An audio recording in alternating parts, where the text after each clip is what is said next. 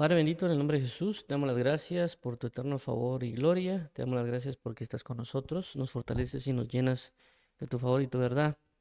Ayúdanos, abre los ojos de nuestro entendimiento, abre nuestro entendimiento y ilumínalo para que podamos comprender las Escrituras.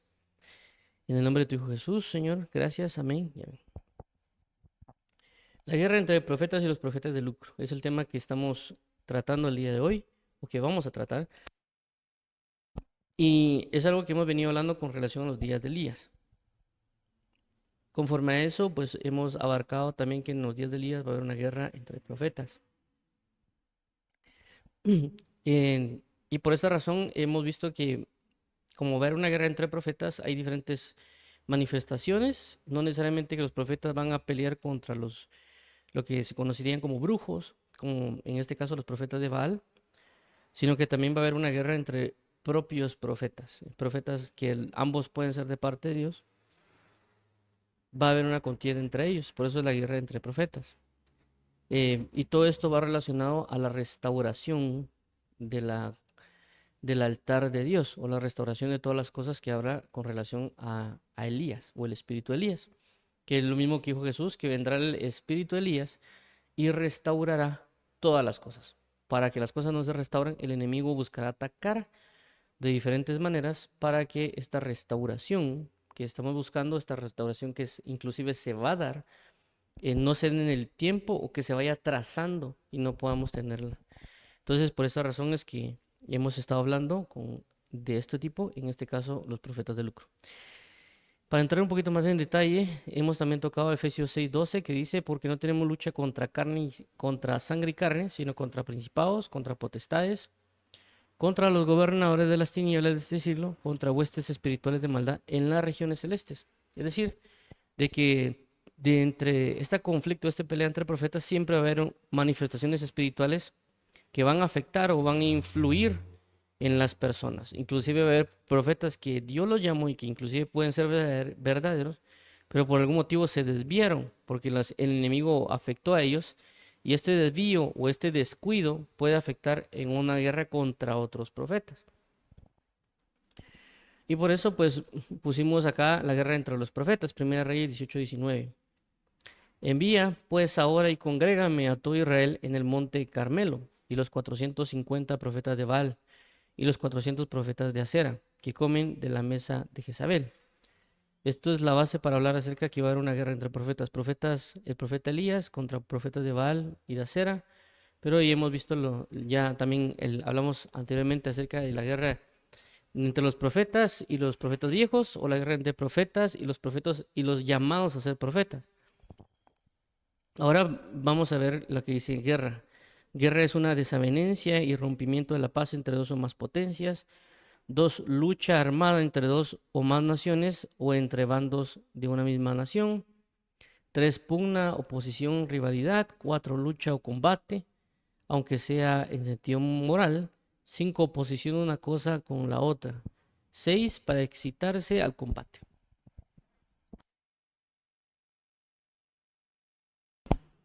Por eso hemos visto que en la guerra entre profetas no es que se disparen uno contra otros. La guerra entre profetas no necesariamente es que se van a agarrar cuchillos y espadas para matarse, sino que va a haber ciertas manifestaciones espirituales que van a contenderse entre ellos. También aquí basado en el diccionario de BDB, en el hebreo, que dice que profeta significa, según la palabra 5030 de Navi, es un portavoz, orador o profeta. Uno A es profeta, uno B falso profeta, uno C profeta pagano.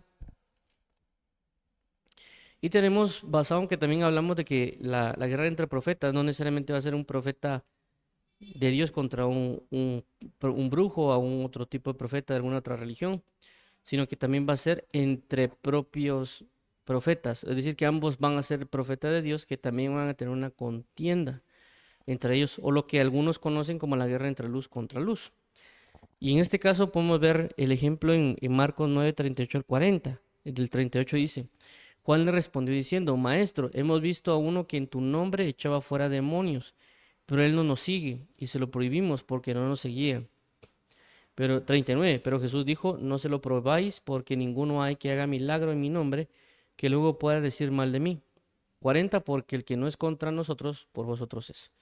Entonces vemos acá que hay un verdadero ministro de parte de Dios llamado a ser apóstol, o siendo manifestado ya como apóstol, inclusive Juan, que estaba con Jesús, con su maestro, con Jesucristo, y prácticamente le daba, el maestro o Jesús le daba la doctrina a Juan, pero vemos de que hay otro personaje que prácticamente está echando fuera demonios en el nombre de Jesús, y si lo está haciendo en el nombre de Jesús, por consecuencia, posiblemente fue enviado inclusive por el mismo Cristo a hacerlo. Pero Juan el Bautista lo que hace es prohibirle a este otro ministro que no conocemos el nombre. Estamos viendo claramente que se lo están prohibiendo. Recordemos de que es cierto que Jesús adoptó discípulos y les comenzó a enseñar, y a alguno de ellos, como a los 12 que llamó, le llamó apóstoles, pero también en ciertos casos lo que hacía Jesús era liberar a alguien, y ese alguien tal vez no lo dejaba o no le permitía venir con Jesús y lo dejaba dando testimonio, como en el caso del Gadareno. Viene Dios y libera al Gadareno, que esto es, si no estoy mal, Marcos capítulo 4 y 5, y el Gadareno quería ir con Jesús y le dice, no, ve y testifica a tu casa cuántas grandes cosas ha hecho Dios. Entonces no sabemos si en uno de esas personas que Dios dejó, o alguno de esos que liberó que fueron ciegos, o que tal vez les recobró la vista, o tal vez los sanó del pie, o algunas otras personas que tal vez fueron libres de la lepra. Tal vez uno de ellos, pues, aunque tal vez no siguió a Jesús, creyó y terminó haciendo unas manifestaciones como en este caso. No lo sabemos, pero sí sabemos de que tanto Juan como este personaje del cual no se sabe, estaban dirigidos por Dios. Pero Juan lo estaba cancelando porque no estaba bajo la misma denominación o bajo la misma, según él, doctrina o comunión como él tiene con Cristo. Entonces vemos que ya entraron en una contienda entre verdaderos. En este caso Juan fue el primero que hizo la contienda contra el otro verdadero. En este caso no sabemos la otra persona cómo pudo haber reaccionado, o qué pasó, ¿verdad? Pero sí es lo que mencionamos, aunque aquí habla de apóstoles, pero también va relacionado con profetas. Ok, entonces el punto de hoy es hablar de lo que corresponde a profetas de lucro. Y vamos a entender también un poco lo que significa lucro, ya que lucro no nos vamos a hacer referencia únicamente a dinero, sino que también a otras características. Y vamos a tocar estas dos citas, que es Judas 1:11 y Miqueas 3 del 5 al 8, para entender acerca de los profetas de lucro. Es decir, que va a haber personas que tal vez sí son llamados de Dios y que se están ejecutando por algún tiempo lo que corresponde a ser un verdadero profeta, pero de algún punto ellos pueden cambiar a convertirse en profetas de lucro. Pero si Dios los llamó, pero de alguna manera tal vez se pudieron haber desviado.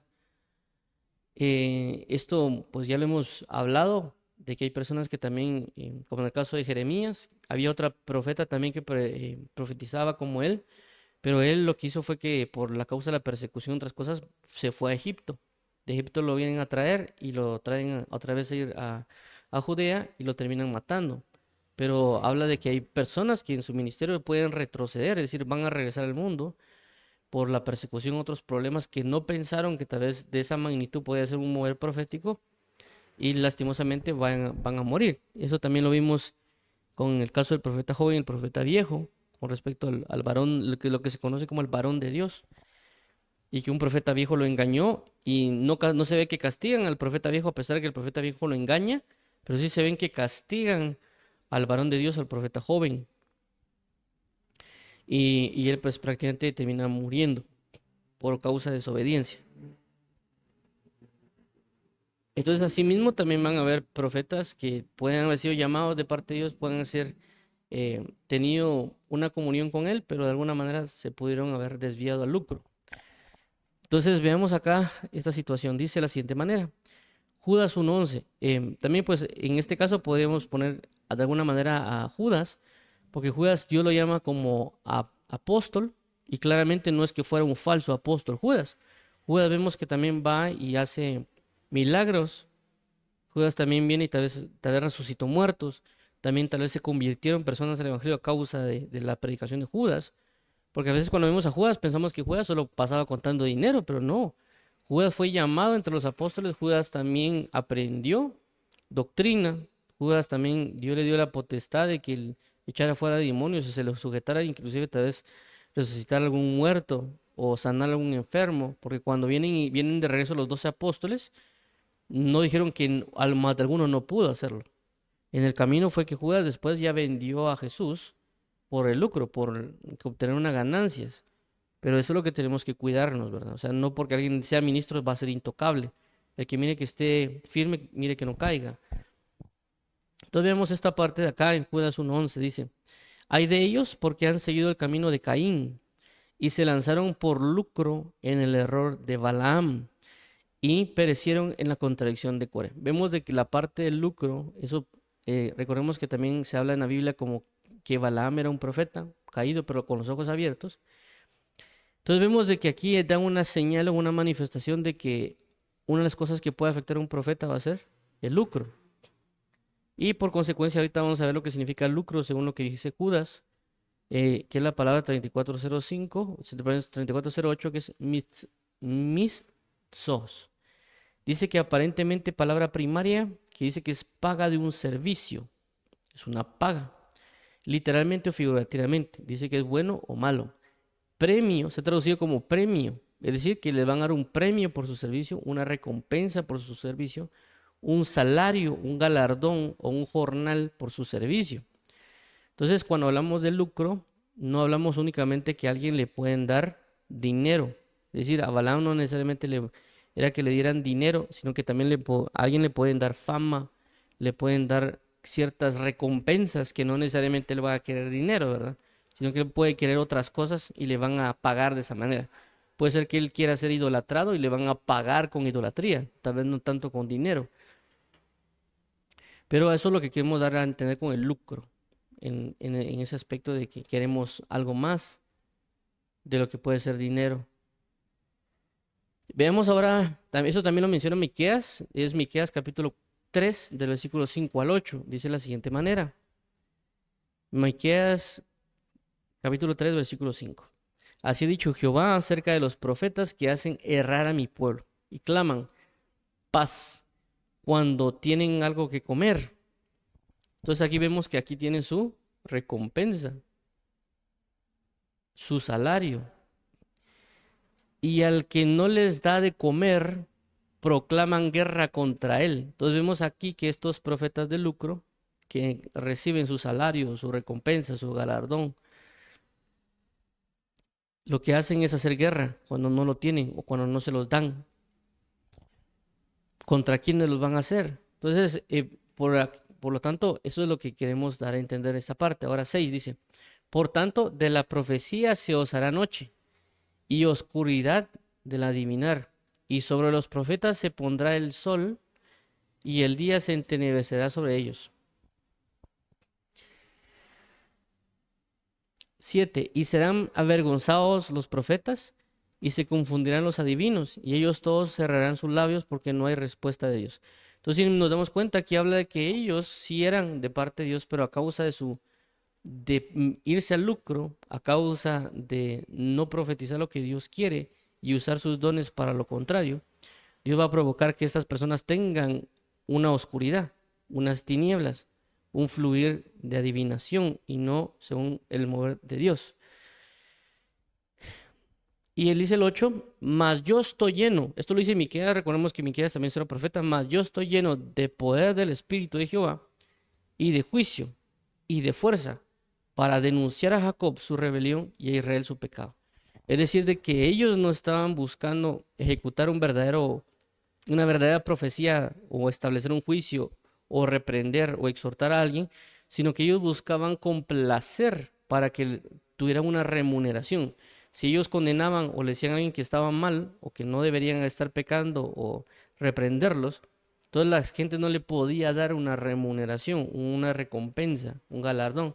Por lo tanto, ellos hacían uso de profecías o de palabras de paz o de alegría o que te va a ir bien. ¿Para qué? Para que les pudieran dar de comer o les pudieran dar un galardón, una recompensa, una comodidad. Y aquí es donde vamos a comenzar a verlo en 2 Crónicas 18. Esto ya es una guerra entre profetas y los profetas de lucro. Es decir, que ellos también van a generar un combate ya mencionamos de que no es que se va a poner el profeta de un lado, el profeta de Luke por otro lado y van a comenzar a pelear artes marciales o van a pelearse con armas terrenales, sino que a través de dejarse influenciar por el Espíritu de Dios o por tinieblas o por las estrategias o estratagemas y todo eso van a entrar en un combate en el sentido de a quién le van a creer, a quiénes se va a manifestar. En el caso, cuando se hubo un combate, por así decirlo, o una guerra entre Elías y los profetas de Baal, la guerra o la cuestión se manifestó en el hecho de quién va a hacer descender la presencia de Dios. En este caso, quién va a hacer descender fuego del cielo. Entonces esa era su forma de combatir. Es, por ejemplo, cuando se hablan acerca de un combate, una guerra de baile. Entonces, el hecho no es golpearse entre ellos bailando, sino que se presentan ambos personas a bailar y se define quién es el ganador por la, por la eficacia, la forma y la coreografía y ese tipo de situaciones. Entonces, es una guerra. Igual cuando, por ejemplo, pueden ver programas o TV donde habla de guerra entre cocineros. Entonces, el mejor que cocine ese es el que saca la, el que termina ganando. Muy bien, entonces vamos a continuar. Dice de la siguiente manera, segunda de Crónicas, capítulo 18. Vamos a leerlo todo y vamos a ir tocando puntos conforme al paso. Dice, versículo 1. Tenía pues Josafat riquezas y gloria en abundancia y contrajo parentesco con Acab. 2. Y después de algunos años descendió a Samaria para visitar a Acab, por lo que Acab mató muchas ovejas y bueyes para él y para la gente que con él venía, y le persuadió que fuese con él contra Ramot de Galaad. 3. Y dijo Acab, rey de Israel, a Josafat, rey de Judá, ¿quieres venir conmigo contra Ramot de Galaad? Y él respondió, yo soy como tú, y mi pueblo como tu pueblo, iremos contigo a la guerra. 4. Andemos, dijo Josafat, al rey de Israel, te ruego que consultes hoy la palabra de Jehová. 5. Entonces el rey de Israel reunió a 400 profetas, y les preguntó, ¿iremos a la guerra contra Ramot de Galaad, estaré quieto?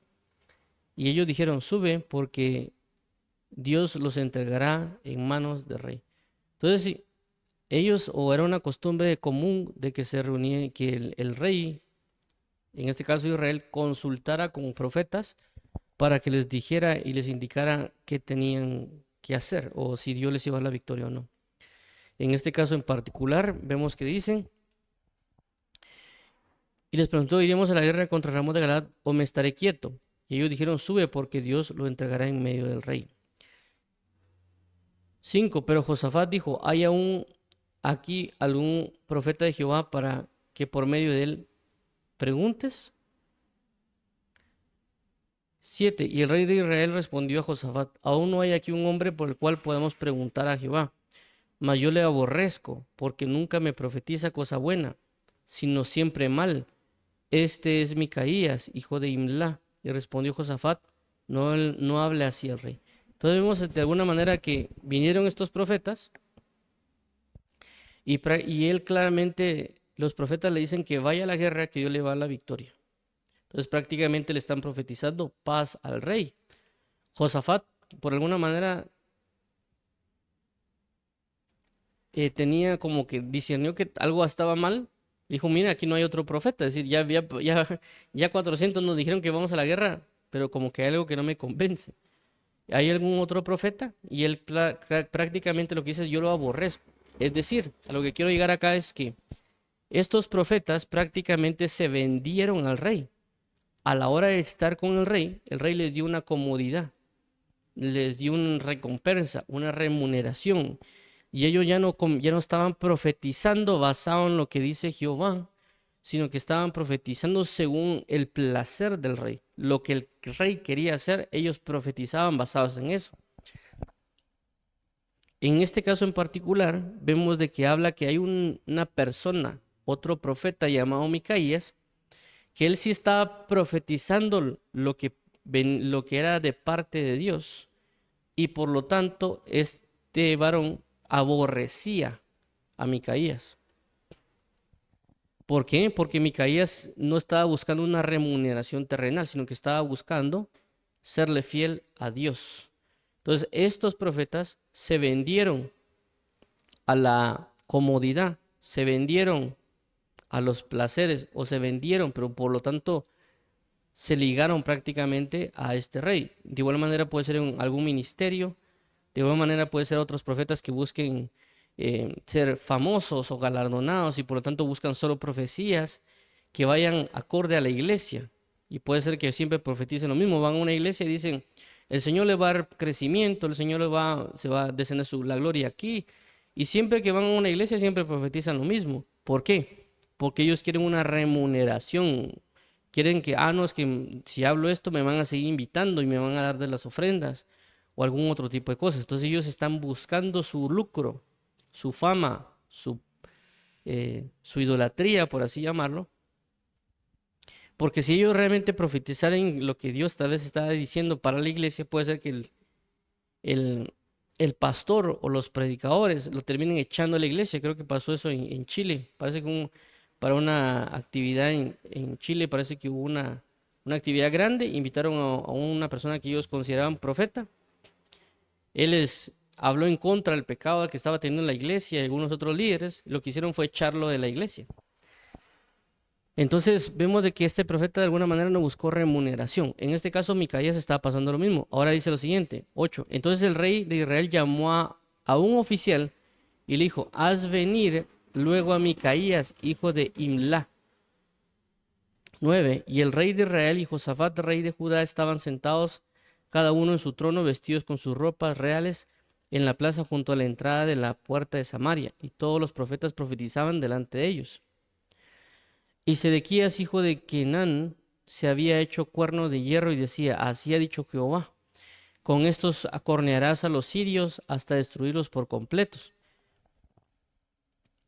11. Y de esta manera profetizaban también todos los profetas diciendo, sube contra Ramot de Galaad y serás prosperado, porque Jehová la entregará en mano del rey. Entonces vemos que lo que el rey quería escuchar, ellos estaban profetizando, entonces no eran, aunque tal vez en su momento sí pudieron haber sido profetas de Jehová reales, pero ellos lo que pasó fue que se vendieron al rey de Acab. Vuelvo a repetir, puede ser que haya profetas o personas que hayan sido verdaderas, pero ellos de alguna manera se vendieron al lucro, se vendieron a un ministerio, se vendieron a algo más y terminaron ya no siendo, por así llamarlo, una voz verdadera de Dios o verdaderos portavoces. Vemos aquí también que ellos hacen ciertos actos proféticos porque tal vez en un momento lo aprendieron, es decir, Dios les hacía que hicieran algún tipo de manifestación profética como aquí aparece, como los cuernos de hierro. Entonces ellos aprendieron y eso que aprendieron lo trataron de manifestar también en sus profecías. Ahora vemos el versículo 2. Y el mensajero que había ido a llamar a Micaías le habló diciendo, he aquí las palabras de los profetas, a una voz anuncian al rey cosas buenas.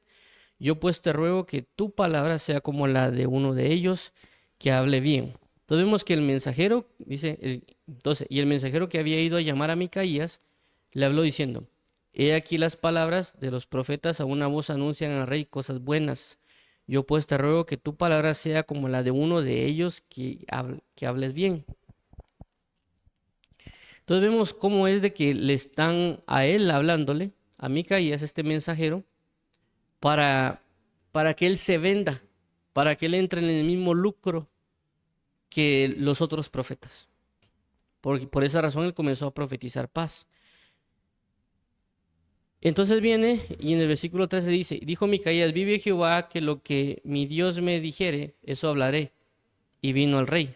Entonces él claramente le está diciendo, mira, tú me dices que yo profetice mentira, tú quieres de que yo pase a ser un verdadero profeta de Dios para irme al lucro. Yo no voy a hacer eso. Yo no voy a entrar en esa guerra. Yo no voy a estar en esa posición, sino que voy a quedar en la posición de ser el verdadero profeta de Dios.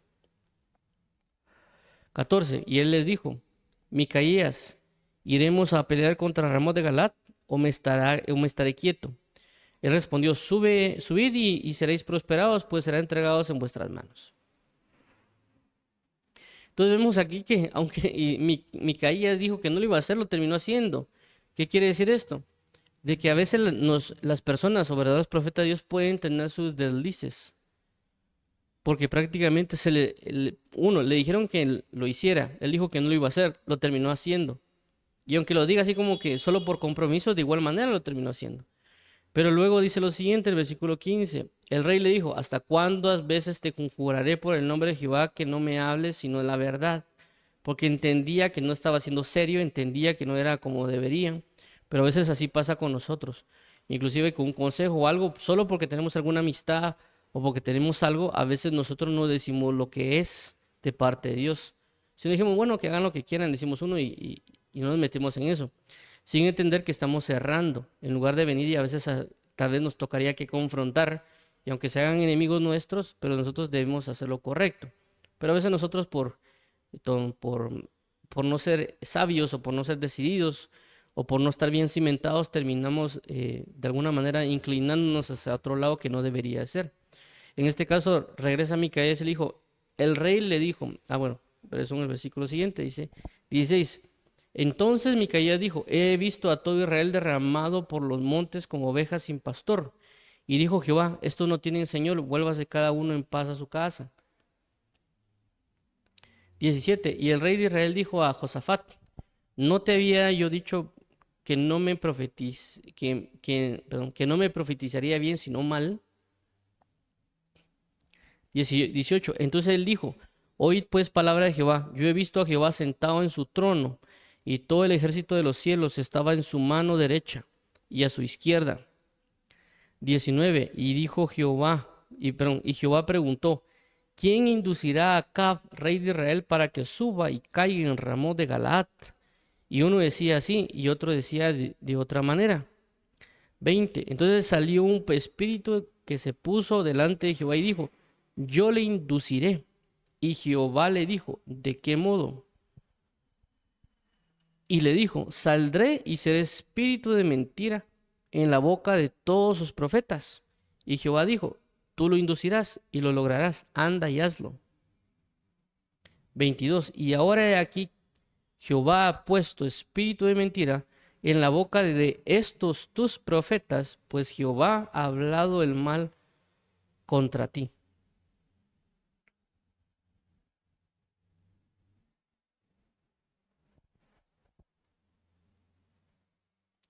Muy bien, entonces vemos acá que claramente este hermano Micaías, estaba indicando ya la verdadera profecía que le correspondía prácticamente decir que no, que se le había hecho o se le había vetado, por así mencionarlo, que no lo dijera, pero que él ya comienza a manifestar o a hablar, o a pesar de que lo que podía pasar en contra de él. Y es prácticamente lo que vimos de lo que acontece con la profecía que se menciona en Micaías, de que ellos pues, estaban profetizando paz, es decir, ve tú y vas a ver que vas a vencer y vas a tener la paz, es decir, ya no vas a tener una guerra. Pero claramente vemos de que la profecía que Dios dijo es de que estos profetas que profetizan paz, porque les den comida, que les den fama, que les den un lugar, porque estos profetas, a causa que siempre le profetizaban bien al rey, prácticamente tal vez tenían su lugar o su alcoba o un lugar bello, por así mencionarlo, donde estar. En cambio, Micaías, creo que eran en Reyes, habla que él estaba encarcelado y prácticamente lo tenían ahí como un profeta que como no profetizaba aparentemente la verdadera paz o lo que quería oír el rey, entonces estaba preso prácticamente y no lo tenían en la comodidad o en la gracia que estaban teniendo estos otros profetas.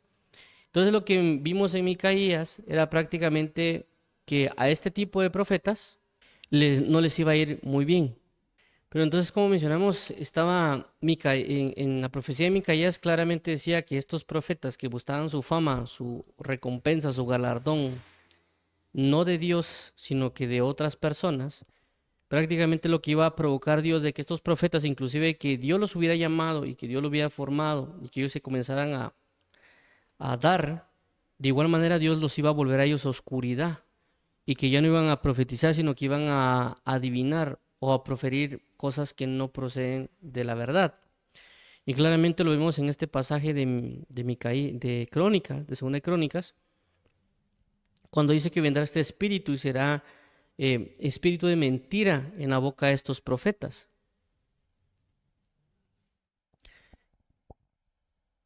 Entonces, vemos claramente que alguien que puede haber sido llamado, alguien que está en Cristo, si él no se cuida, puede caer en una apostasía. Y después, aunque él piense que está profetizando de parte de Dios, puede ser que esté profetizando mentira y él no se ha dado cuenta porque se dio este lucro.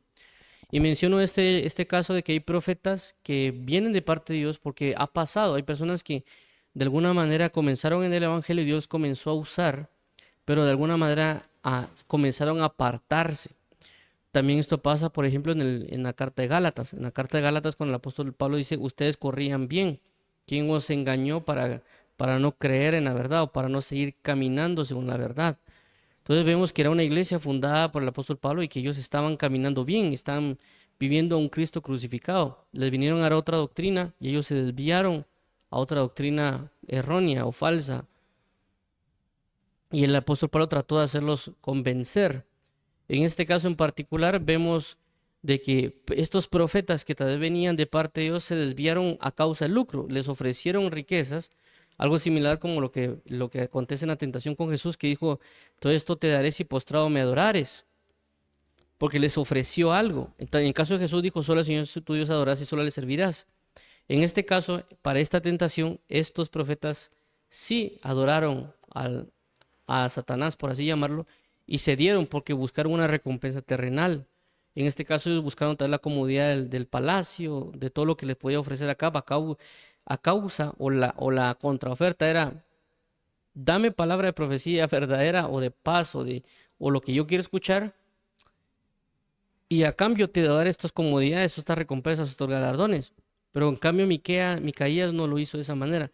Él sí, a pesar de que lo meten en la cárcel o lo insultan o lo aborrecen, pero él se sujetó a seguir siendo un profeta de Dios y no echarse para atrás. Entonces aquí ya entra, veamos el conflicto que sucede, dice de la siguiente manera, 23. Entonces Sedequías, hijo de Kenán, se le acercó y golpeó a Micaías en la mejilla y dijo, ¿por qué camino se fue de mí el Espíritu de Jehová para hablarte a ti? Entonces aquí está hablando claramente que hubo un confrontamiento de un verdadero profeta contra un profeta de lucro.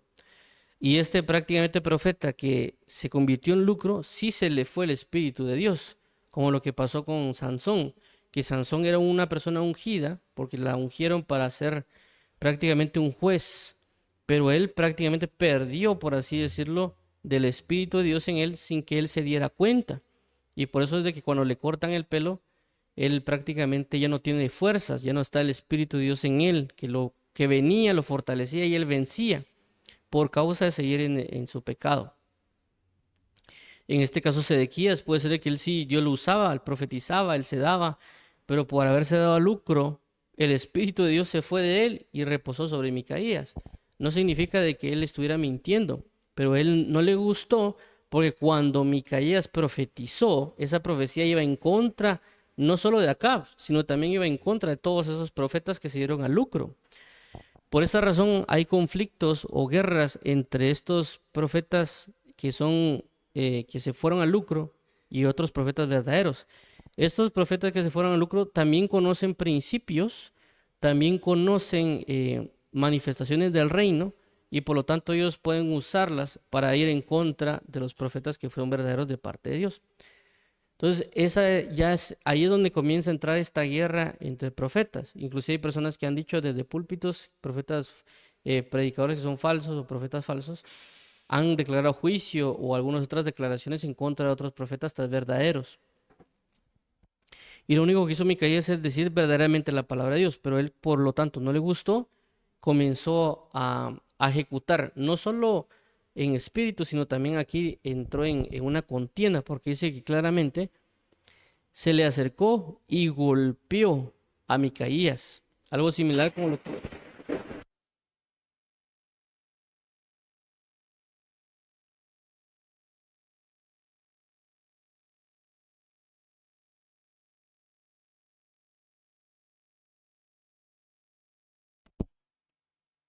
Entonces lo que pasó fue que Sedequías se acerca y también golpea a Micaías. Entonces, en este caso en particular, nosotros